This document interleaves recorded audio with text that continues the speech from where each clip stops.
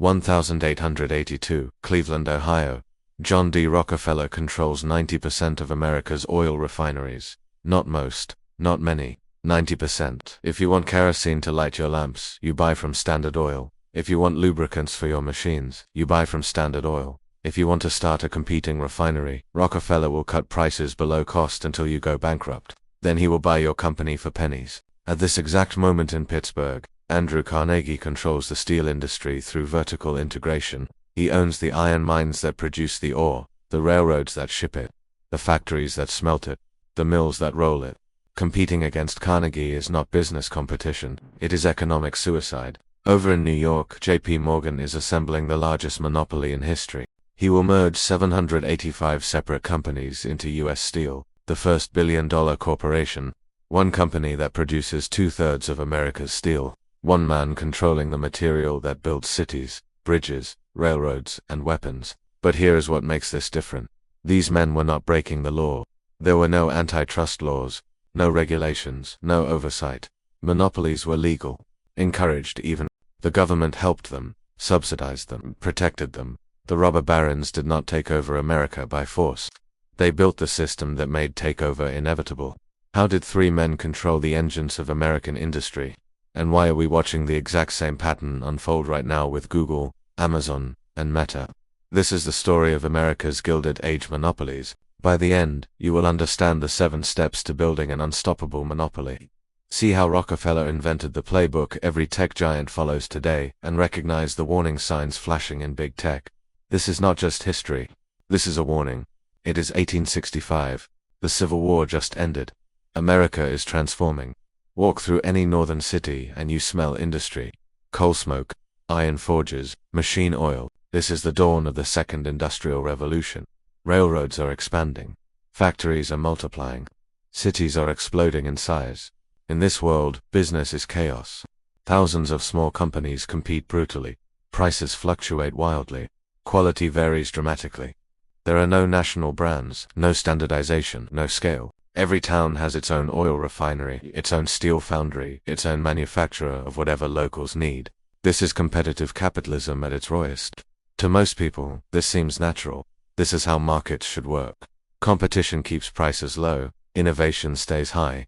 The best businesses win, the worst fail. America's economy is growing faster than any nation in history. Why change it? But a few men see something different. They see waste, inefficiency, opportunity.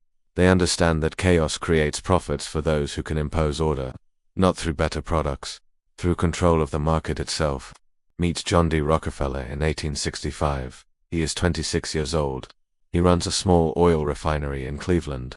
He is methodical, disciplined, calculating. He sees the oil industry producing massive waste. Too many refineries, too much competition, prices too low for anyone to make consistent profits. He decides to fix this by eliminating competition. His plan is simple: build the most efficient refinery, use profits to expand, then use size to negotiate secret railroad rebates, ship oil cheaper than competitors, undercut their prices, drive them to bankruptcy, buy their refineries for cents on the dollar. Repeat, this is not competition, this is systematic acquisition. Then there is Andrew Carnegie in 1865. He is 30 years old. He works for Pennsylvania Railroad. He understands that steel is the future. Railroads need it, cities need it, industry needs it. But steel production is expensive, inefficient, fragmented. Carnegie sees a solution.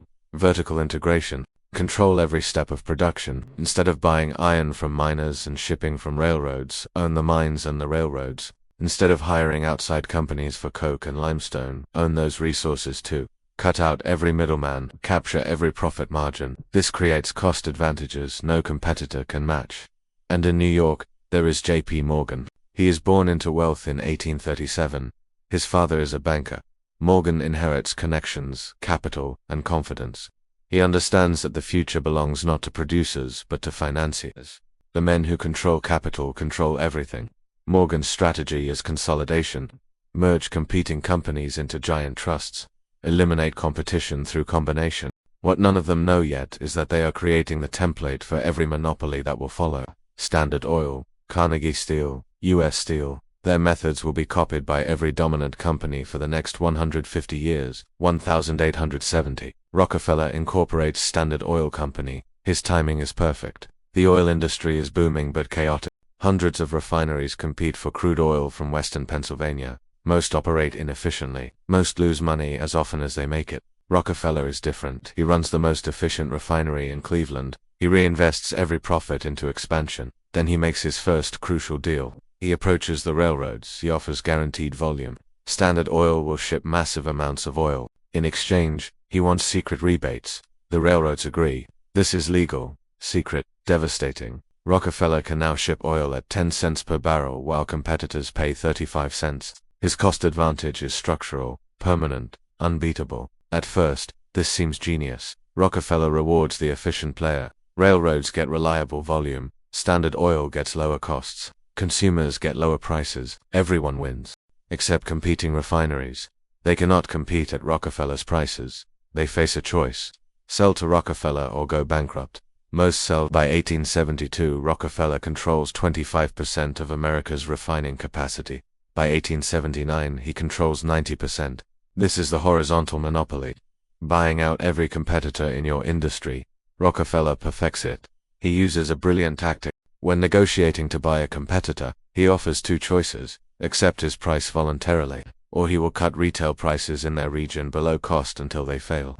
Then he will buy their bankrupt company for even less. This is not illegal, this is business. Rockefeller calls it cooperation. Critics call it extortion, but it works. Company after company sells. Cleveland, Pittsburgh, Philadelphia, New York, Baltimore, one by one. Independent refineries become Standard Oil facilities. Then Rockefeller innovates again. In 1882, he creates the Standard Oil Trust. This is a legal structure that changes everything. Individual oil companies transfer their stock to trustees. The trustees run all companies as one entity. Shareholders get trust certificates. The trust controls pricing, production, distribution, everything.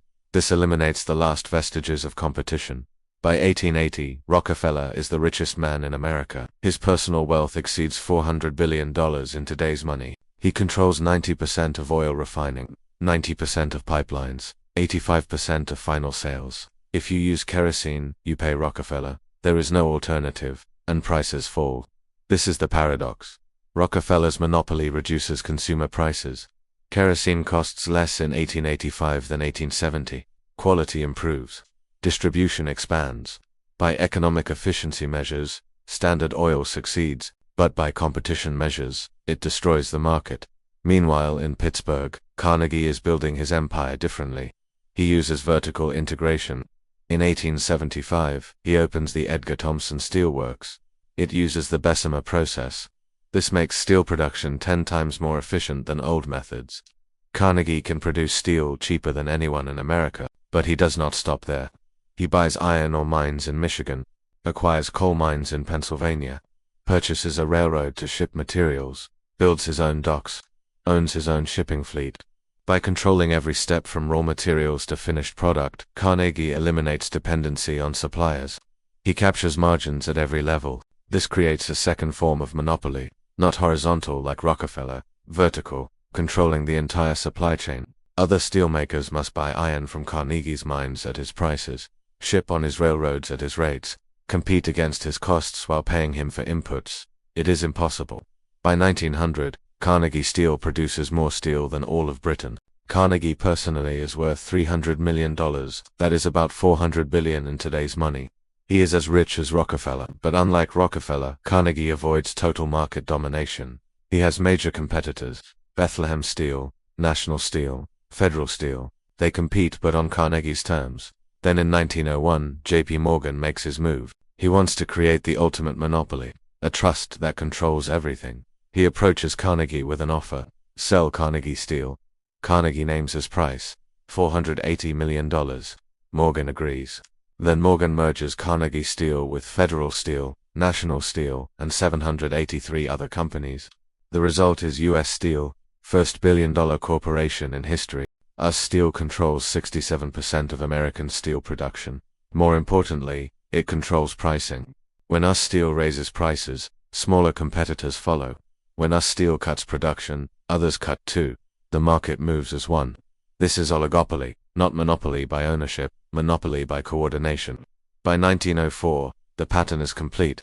Consolidation dominates every industry. Between 1897 and 1904, over 4,000 companies merge into 257 corporate firms. Total capitalization of these trusts is $7 billion, 7 times bigger than the entire U.S. national debt. The trusts control 40% of manufacturing assets. One historian writes that by 1904, a total of 318 trusts held 40% of U.S. manufacturing assets. This is the peak moment. 3 men and their allies control the commanding heights of American industry: oil, steel, railroads, banking, telegraph. Every essential service flows through companies owned or influenced by robber barons. They do not just own businesses, they own the infrastructure of the economy itself. But the backlash is building. Farmers see their shipping costs controlled by railroad trusts. Workers see their wages determined by industrial monopolies. Small businesses watch competitors crushed by predatory pricing. The middle class realizes that opportunity is closing. The American dream requires permission from the trusts. The trigger comes from an unexpected source: journalism. In November 1902, McClure's magazine begins publishing the history of the Standard Oil Company by Ida Tarbell. She is a muckraking journalist. Her father was an independent oil producer crushed by Rockefeller. Her series exposes Standard Oil's tactics in devastating detail: secret rebates, predatory pricing, corporate espionage, bribery of politicians. The series becomes a sensation. Americans are outraged. Tarbell reveals that Rockefeller did not win through superior products. He won through manipulation of the system. This challenges the mythology that robber barons earned their wealth through hard work and innovation. Tarbell shows they earned it through monopolistic control. At the same time, President Theodore Roosevelt is looking for targets. He is a progressive reformer. He believes in capitalism but hates monopolies.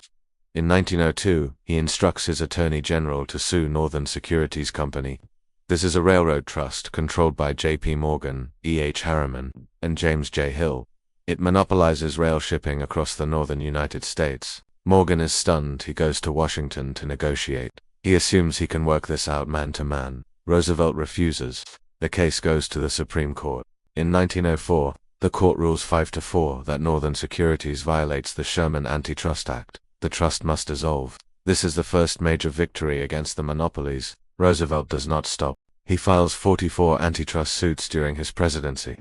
He targets the Beef Trust, the Tobacco Trust, the Oil Trust. His biggest victory comes in 1911. After years of litigation, the Supreme Court orders Standard Oil broken into 34 separate companies. Exxon Mobil, Chevron. These companies still exist today, all descended from Rockefeller's monopoly. The collapse is not immediate. It is legal, controlled, orderly, but devastating to the monopolist's power. Rockefeller remains wealthy. The 34 Standard Oil companies are worth more after breakup than before, but his control is broken. He cannot dictate prices anymore, cannot crush competitors, cannot own the industry. Carnegie avoids the trustbusters by selling in 1901. He spends his remaining years on philanthropy, creates Carnegie libraries across America, founds Carnegie Mellon University, establishes the Carnegie Endowment for International Peace. He gives away $350 million, about 90% of his fortune. He dies in 1919. Morgan survives trust-busting but faces new regulation. The Federal Reserve Act of 1913 creates a central banking system to check Wall Street's power. The Clayton Antitrust Act of 1914 strengthens monopoly law. When Morgan dies in 1913, his era dies with him. Meet the workers who suffered under the monopolies. Steel workers in Carnegie's mills worked 12-hour shifts, 6 days per week, in dangerous conditions. Molten metal, extreme heat, minimal safety equipment.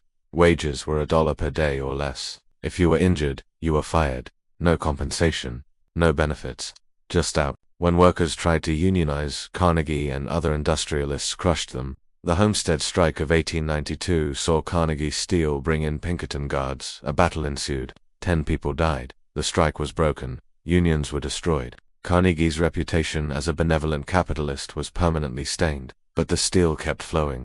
Meet the small business owners crushed by Standard Oil. Independent refiners who built companies over decades. Rockefeller gave them 2 choices: sell at his price, or he would ship oil into their markets at below cost until they went bankrupt. Most sold. Those who resisted were destroyed. Their life's work became footnotes in Standard Oil's expansion. But the robber barons also created genuine value. They built industries at scale, created millions of jobs. reduced prices through efficiency, funded libraries, universities, hospitals through philanthropy. Rockefeller gave away more than $550 million in his lifetime. Carnegie gave away $350 million. Their foundations continue operating today. This is the paradox. Were they robber barons or captains of industry? The answer is both. They revolutionized production and crushed competition. They lowered prices and exploited workers. They built America's industrial might and destroyed its economic freedom. The debate continues 125 years later. So what really happened? History books say the robber barons were greedy industrialists who built monopolies until progressive reforms broke them up. But that is not just incomplete. It misses the deeper mechanism. Here is what actually happened. The robber barons did not invent monopoly. They invented the systematic playbook for building and defending monopoly in a modern economy. Rockefeller created the 7-step formula that every monopolist since has followed. Let me break this down. Step 1. Achieve efficiency advantages. Rockefeller built the best refinery. Carnegie built the cheapest steel mills. Morgan had the deepest capital. They earned their initial success through genuine superiority. Step 2. Use efficiency to negotiate structural advantages. Rockefeller's size got him railroad rebates. Carnegie's volume got him resource contracts. These advantages were unavailable to smaller competitors. The gap widened from performance to structure. Step 3. Deploy predatory pricing. Once you have cost advantages, you can undercut competitors until they fail. This is legal, rational, brutal. Rockefeller would drop kerosene prices below his cost in specific markets, lose money short term, crush the local competitor, raise prices back up long term. This works if you have capital to outlast rivals. Step 4. Acquire failed competitors. When predatory pricing drives companies to bankruptcy, buy their assets cheap. Rockefeller bought hundreds of refineries this way. Each acquisition increased his market share, reduced competition, strengthened the monopoly. Step 5. Control distribution and supply. Carnegie owned iron mines and railroads. Rockefeller owned pipelines and rail transport. Controlling inputs and outputs makes market entry nearly impossible. New competitors cannot get materials or distribute products.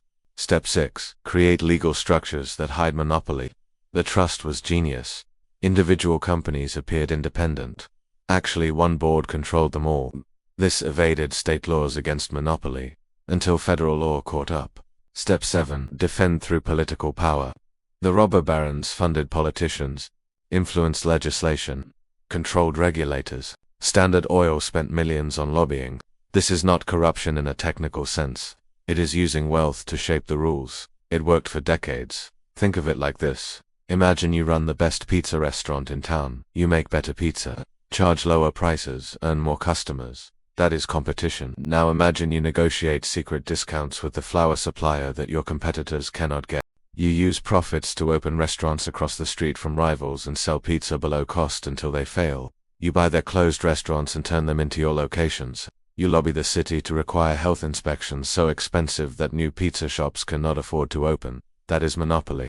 That is Rockefeller's playbook. But here is what nobody talks about. The real profiteers were not the monopolists. The real profiteers were the people who built the infrastructure they depended on. The railroads made fortunes from Standard Oil. The bankers made fortunes from Carnegie. The suppliers made fortunes from all of them. The monopolists were customers too. They needed services. The smart money sold services, not competed for market share. The system was designed to transfer wealth from consumers and workers to capital owners. The monopolists extracted profits from consumers through higher prices than a competitive market would charge. They extracted profits from workers through lower wages than competitive labor markets would pay. They transferred this wealth to shareholders, themselves primarily. This was not accident, this was the business model. Now let me show you the pattern.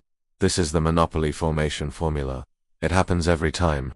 First, innovation creates winner. One company makes a genuinely better product, or finds a better process. Google's search algorithm, Amazon's logistics, Meta's network effects. This is legitimate competitive advantage. Second, scale creates structural advantages. The winner gets big enough to negotiate deals unavailable to competitors. Amazon gets better shipping rates. Google gets more advertising data. Meta has more users. These advantages compound. Third, platform power emerges. The company controls infrastructure others depend on. Amazon Web Services hosts competitors' websites. Google controls search traffic to competitor sites. Meta controls social distribution. This creates dependency. Fourth, acquisition of threats. When a potential competitor emerges, acquire it. Facebook bought Instagram and WhatsApp. Google bought YouTube and Waze. Amazon bought Zappos and Whole Foods. This eliminates competition before it matures. Fifth, vertical integration. Control the stack. Amazon makes products, operates the marketplace, provides logistics, and owns the payment system. Google makes the browser, search engine, email, maps, video platform, and advertising network. Apple makes the device, operating system, app store, and services. Sixth, data moats. Collect user data that improves the product and makes competition harder. Google has 20 years of search data. Amazon has 15 years of purchase data. Meta has 15 years of social data. New entrants cannot replicate this. Seventh, regulatory capture. Hire ex-regulators. Fund think tanks. Lobby Congress. Shape the rules. Big Tech spent $69 million on federal lobbying in 2020. This is Standard Oil's playbook updated for the digital age. This pattern is playing out right now in Silicon Valley. The robber barons are back. They just wear hoodies instead of top hats. Now let us talk about 2024 and 2025. Right now, Big Tech faces the biggest antitrust crackdown since the breakup of Standard Oil. Google was ruled a monopolist in August 2024 by Judge Ami. The judge found Google maintains an illegal monopoly in online search. Google controls 90% of the search market, just like Rockefeller controlled 90% of oil refining. The mechanism is identical. Google pays device makers like Apple and browser makers like Mozilla to be the default search engine. In 2021, Google paid $26.3 billion for these exclusivity agreements. This is exactly what Rockefeller did with railroad rebates, pay for structural advantage that competitors cannot match. The judge ruled this violates the Sherman Antitrust Act. Remedies could include forcing Google to sell Chrome browser and Android operating system. Meanwhile, in April 2025, Google was also found to have monopoly power in digital advertising. Judge Leonie Brinkema ruled Google holds two illegal ad tech monopolies: the publisher ad server market and the ad exchange market. This case is still determining remedies. Breakup is possible. Meta faced an antitrust suit over its acquisitions of Instagram and WhatsApp. The FTC argued these acquisitions were illegal. In November 2024, Judge James Boasberg allowed the case to proceed to trial. Trial occurred in April 2025, but Judge Boasberg later dismissed the case, ruling the FTC failed to prove Meta currently holds monopoly power. This was Big Tech's first major antitrust win. Amazon faces a September 2024 lawsuit from the FTC and 17 state attorneys general. The complaint alleges Amazon uses unfair practices to maintain monopoly power, pricing algorithms that punish sellers who offer lower prices elsewhere, tying Prime membership to various services, making it impossible to succeed without Amazon. Trial is scheduled for 2025. Apple was sued in March 2024. The DOJ alleges Apple maintains an iPhone monopoly through anti-competitive practices, blocking rival apps, restricting features for non-Apple products, making it hard to switch from iPhone. The case is proceeding through courts. Sound familiar? Let us run through the checklist. Innovation creates winner. Check. Google had the best search algorithm. Amazon had the best logistics. Meta had the best social network. Apple had the best smartphone. All earned initial dominance through genuine innovation. Scale creates structural advantages. Check. Google can pay $26 billion for default placement. Amazon can offer free shipping. Meta can operate at a loss, acquiring competitors. Apple can fund exclusive developer agreements. Small competitors cannot match these expenditures. Platform power. Check. Developers must publish on Apple's App Store. Merchants must sell on Amazon. Publishers must use Google's ad network. Users are on Meta's platforms. Dependency is structural. Acquisition of threats. Check. Facebook bought Instagram for $1 billion in 2012 and WhatsApp for $19 billion in 2014. Internal documents show Zuckerberg viewed them as threats. Google bought over 200 companies. Amazon bought Zappos, Whole Foods, and many others. Eliminate competition through acquisition. Vertical integration. Check. Amazon makes products, runs the marketplace, provides fulfillment, owns the payment system, and operates cloud services. Google makes Android, Chrome, Search, Gmail, Maps, YouTube, and the ad network. Complete vertical integration. Data moats. Check. Google's search improves from 20 years of query data. Amazon's recommendations use 15 years of purchase history. Meta's algorithms train on 15 years of engagement. This data cannot be replicated. Regulatory capture, partial check. Big tech employs former regulators, funds research, lobbies heavily, but they have lost major cases. Google was ruled a monopolist. Breakup is possible. This suggests regulatory capture is weaker now than Rockefeller's era. Or the political environment has shifted now. Is this exactly like the Gilded Age? No. We have antitrust laws. We have judges willing to rule against monopolies. We have regulators taking action. The difference is enforcement. Rockefeller operated in a legal vacuum. Google operates in a regulated environment, but the tactics are identical. What is different? The speed. Rockefeller took 30 years to build Standard Oil. Google dominated search in 10 years. Amazon dominated e-commerce in 15 years. Digital markets move faster. Network effects are stronger. Monopolies form quicker. The global scale. Standard Oil controlled America. Google controls the world. 90% global search market share.